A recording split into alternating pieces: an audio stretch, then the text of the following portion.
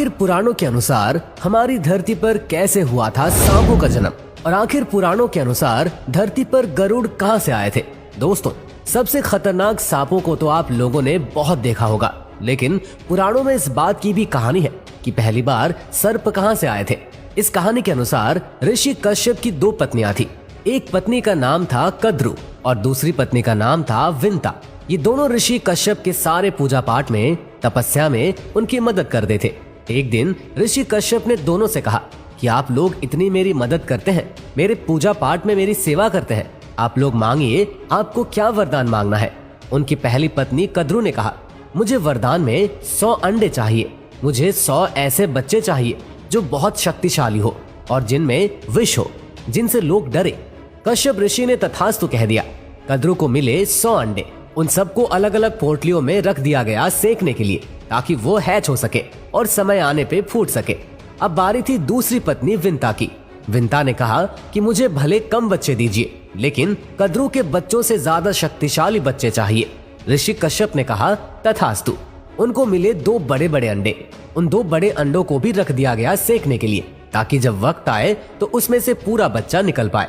कद्रु के जो 100 छोटे छोटे अंडे थे, ये एक एक करके फूटने लगे, तो उसमें से अलग अलग नाग निकलने शुरू हो गए। उसी में से एक नाग है वासुकी, जो शिवजी के गर्दन पे होता है। और जितने भी बड़े प्रतापी नागों का नाम हमारे पुराणों में है, सब कद्रु के बच्चे हैं। जब एक एक करके ये सारे अंडे फूट रहे थे और एक के पीछे एक नाग निकल रहे थे, ये सब देखकर ऋषि कश्यप की दूसरी पत्नी विंता अधीर होने लग गई। उनको लगा कि जो कद्रु के साथ हो रहा है वो मेरे साथ क्यों नहीं हो रहा है। और जब उनसे रहा नहीं गया तो उन्होंने अपने ही 2 अंडों में से एक अंडे को तोड़ दिया।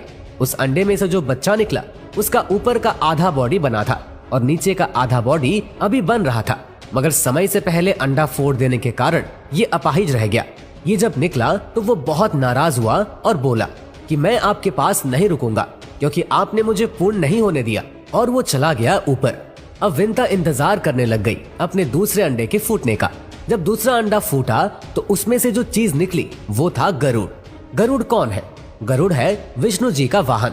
और जो गरुड़ का भाई था, जो पहले ही ऊपर जा चुका था, जिसका नीचे का शरीर नहीं है, उनका नाम है अरुण। आज की डेट में अरुण कौन है? सूर्यदेव के जो 7 घोड़े हैं, उनका जो रथ है, उस रथ का सारथी जो है वो विष्णु जी के वाहन गरुड़ का भाई अरुण है। तो अरुण है सूर्यदेव के सारथी और गरुड़ है विष्णु देव के वाहन। और कद्रु मतलब सारे सांप और विंता के बेटे मतलब गरुड़ और अरुण। ये दोनों 2 बहनों के बच्चे हैं और इनमें बहुत ज्यादा दुश्मनी है। गरुड़ जो है वो नागों के बगल में खड़े नहीं हो सकते और नाग गरुड़ से बहुत ज्यादा नफरत और घृणा करते हैं।